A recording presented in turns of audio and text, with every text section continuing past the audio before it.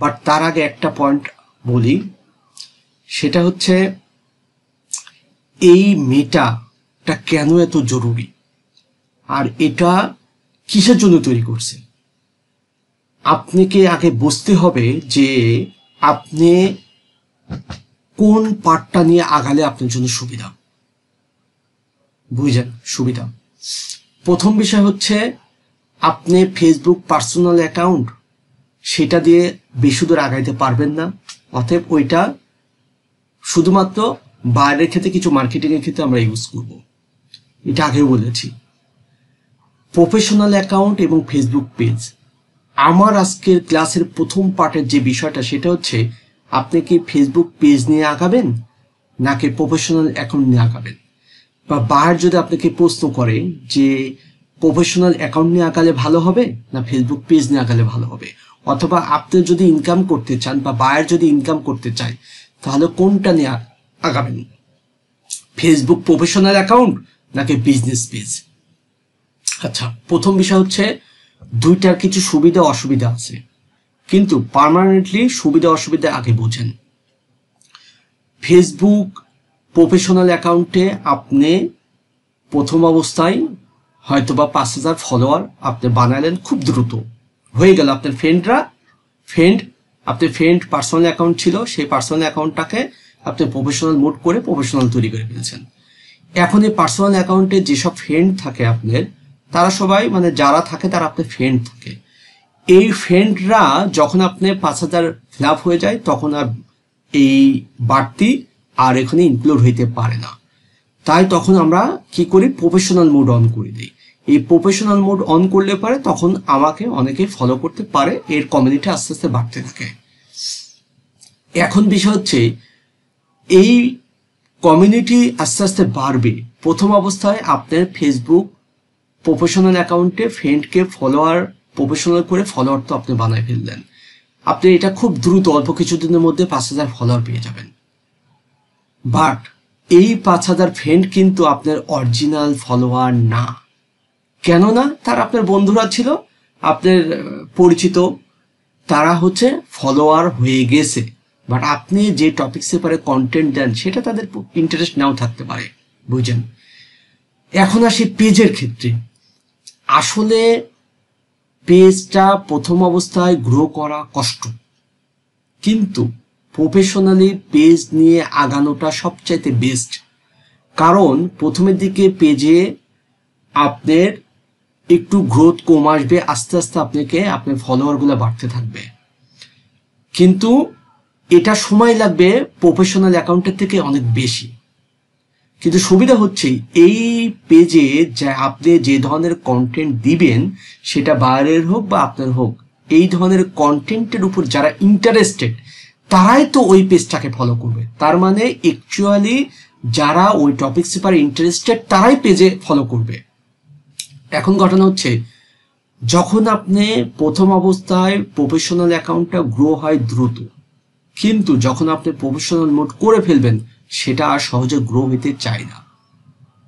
কারণ আপনি যখন পোস্ট করেন ওই পোস্টগুলো তো আসলে অ্যাকচুয়ালি ওই আপনার যে ফ্রেন্ডগুলো ফলোয়ার হয়েছে তাদের তো প্রয়োজন নাও থাকতে পারে। তাই যে পরিমাণ ফলোয়ার ওখানে থাকে সে পরিমাণ ওই পোস্টটা মানুষ লাইক কমেন্টস বা শেয়ার করে না বা দেখে না। তখন ফেসবুকের অ্যালগোরিদম চিন্তা করে যে এখানে পোস্টের কোয়ালিটি ঠিক নাই, কন্টেন্টের কোয়ালিটি ঠিক নাই, তখন আপনাকে ডাউন করে দিবে। আর পেজের ক্ষেত্রে আপনার এটা ঘটবে না, কারণ পেজে আপনি যে ধরনের কন্টেন্ট দিচ্ছেন ওই ধরনের কন্টেন্ট যারা দেখে ইন্টারেস্টেড তাদের কাছে তো ওই আপনার কন্টেন্টগুলো আরো যাবে এবং রিচ হবে। আচ্ছা, এই ফেসবুক পেজটাকে প্রফেশনালি তৈরি করা হয়েছে যে হয়তোবা কোনো মানুষ এই পেজটাকে নিয়ে বিজনেস করবে বা সে পেজ থেকে ইনকাম করবে, পেজটাকে সে প্রফেশনালি নিবে, তার মানে তার রুজি রোজগারের একটা মাধ্যম সে পেজটা। এই জন্য পেজ থেকে কোনো পোস্ট করলে সেটা রিচ বেশি দেয়। আর পার্সোনাল অ্যাকাউন্ট বা প্রফেশনাল অ্যাকাউন্ট, বিশেষ করে প্রফেশনাল অ্যাকাউন্ট থেকে যখন কোনো পোস্ট করবেন সেটা রিচ কম দেয়। এগুলা খুব অভ্যন্তরীণ অ্যানালাইসিসের বিষয়ের কথা বলতেছি। তাহলে দেখা যাচ্ছে যে আপনি একটা পোস্ট করতেছেন, সেই পোস্টের প্রথম অবস্থায় আপনি ফেসবুক প্রফেশনাল অ্যাকাউন্টে ভালো দেখবেন, বাট আলটিমেটলি এটার রেজাল্ট খারাপ। আর পেজের ক্ষেত্রে প্রথমে আপনার রিস্ক কম হবে, ফলোয়ার কম থাকবে, আস্তে আস্তে এটা ইম্প্রুভমেন্ট হবে, কিন্তু ডে বাই ডে একটা টাইমে যায় পেজটা খুব হাই লেভেলে রিস্ক করবে। এবং ফেসবুকের অ্যালগোরিদম ওইভাবেই তৈরি করা যে পেজ নিয়ে কাজ করা মানেই সে বুঝে যায় সে প্রফেশনাল, হয় এটা নিয়ে বিজনেস করবে অথবা সে এখান থেকে ব্লগ পোস্ট করে হোক, তার কন্টেন্ট দিয়ে হোক, এখান থেকে সে আর্ন করবে। তাহলে আমাদের সাজেশন হচ্ছে আমরা সব সময় পেজ নিয়ে আগাবো, বুঝছেন? কিন্তু তাহলে বাইরেরকে আপনি সাজেশন দিবেন যে তোমার সবকিছুতে পেজের সাথে ইনক্লুড হও, পেজ নিয়ে তুমি আগাও। এখন ঘটনা হচ্ছে পেজ নিয়ে আগানোর আরো সুবিধা আছে। আপনি পেজে অনেক ফিচার পাবেন, এই পেজের উপর ভিত্তি করে এই মেটা স্টুডিও বা মেটা সুইটস, মেটা বিজনেস সুইটস তৈরি করা হয়েছে। তার মানে পেজটাকে টার্গেট করেই আমরা এই যে মেটা সুইট বিজনেস স্টুডিওর ভিতরে যে যখন যাব তখন আরো ডিটেলস বুঝতে পারবো। তার মানে পেজের উপরে অ্যানালাইসিস করে বিজনেস মাইন্ডে তারা এই আলাদাভাবে একটা প্যাটার্ন এখানে ইনক্লুড করেছে, মেটা বিজনেস স্টুডিও। ঠিক আছে, এখান থেকে আপনি অর্গানিক মার্কেটিং করেন, ইউটিউব চ্যানেলের মতো প্লেলিস্ট তৈরি করেন, ইউটিউব চ্যানেলের মতো ভিডিও দিবেন, টাইটেল দিবেন, ডিসক্রিপশন দিবেন, ঠিক আছে, এবং হ্যাশট্যাগ দিবেন। সম্পূর্ণরূপে ইউনিক এই টার্মস অ্যান্ড কন্ডিশন বলতে এর ভিতরে ইউনিক কিছু ফিচার আছে। যখন আপনি মেটা সুইট, আমরা স্বাভাবিকভাবে ফেসবুক পেজে নর্মালি পোস্ট করি, একদম মাথার ভিতরে গেঁথে নেন, ফেসবুক পেজে নর্মালি যখন পোস্ট করেন বা ফেসবুক পেজ থেকে আপনার কভার করেন, সেটা থেকে অনেক গুণ বেশি রিচ করবে মেটার থেকে যখন আপনি পোস্ট করবেন। এবং এর স্ট্রাকচারটা এমনভাবে তৈরি করা যে এটা ভবিষ্যতে ইউটিউবের প্যাটার্নে নিচ্ছে। তার মানে অবশ্যই বিজনেস পেজ নিয়ে আগানোটা আমাদের জন্য বেস্ট। আর বিজনেস পেজ নিয়ে আগানোর ক্ষেত্রে আমরা মেটা বিজনেস সুইটস এর ভিতর থেকে কাজ করব। এতে লাভটা কি, এখান থেকে আপনি অ্যাডও রান করতে পারবেন। অ্যাডের জন্য আরো ইউনিক কিছু আছে, বিজনেস অ্যাড অ্যাকাউন্ট, সেগুলো আমরা নিচের দিকে যখন যাব তখন দেখব। বাট এই মেটা বিজনেস সুইটস থেকেও আপনি অ্যাড রান করতে পারবেন।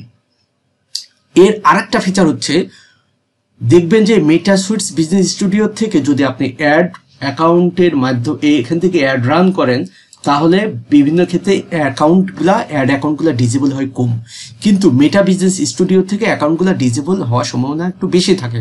বাট রেজাল্ট আবার ভালো পাওয়া যায় মেটা বিজনেস স্টুডিও থেকে। তবে অবশ্যই সেখানে ডাটা থাকতে হবে পর্যাপ্ত, তবে দুইটা থেকে আপনি কভার করতে পারবেন। যদি আপনি নর্মালি নিজের জন্য কাজ করেন তাহলে আপনি মেটা সুইটস বিজনেস স্টুডিও থেকে আপনি অ্যাড রান করলে কোনো সমস্যা নাই। আর যদি বাইরের জন্য কাজ করেন, এট আ টাইমে অনেকগুলো বার ডিল করেন, তাহলে মেটা বিজনেস ম্যানেজার অ্যাকাউন্ট থেকে কাজ করতে হয়। তা আমার হতে এই অ্যাডের বিষয়টা আমরা পরে দেখব। আমি প্রথমে এখন বুঝাইলাম যে আমাদের আসলে কোনটা নিয়ে কাজ করা বেটার।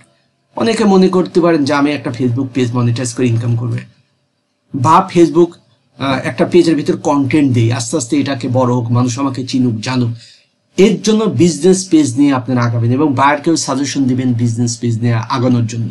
এবং বিজনেস পেজ নিয়ে যখন কাজ করবেন তখন আপনি সবচাইতে বড় ফিচার, শিডিউল করে সব পোস্ট করতে পারবেন, অ্যাট আ টাইমে অনেকবার ডিল করতে পারবেন। আপনি বাইরের পেজের এক্সেস যখন নিয়ে নেবেন, পেজের ভিতর থেকে আমরা মেটা থেকে, অর্থাৎ মেটা বিজনেস স্টুডিও থেকে আমরা সবকিছু ডিল করতে পারবো, এমনকি সেই বাইরের অ্যাডও সব ডিল করতে পারবো।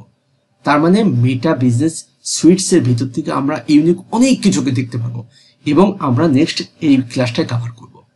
তা আমরা এখন যেটা বুঝালাম যে আমরা আসলে পেজ নিয়ে আগানোটা আমাদের জন্য বেস্ট, কারণ আমরা ইতিপূর্বে পার্সোনাল অ্যাকাউন্ট দেখেছি, প্রফেশনাল অ্যাকাউন্ট দেখেছি, পেজ তৈরি করেছি, পেজের বিভিন্ন কিছু দেখেছি, তাই আমি এই বিষয়টা ক্লিয়ার করে দিলাম। ঠিক আছে।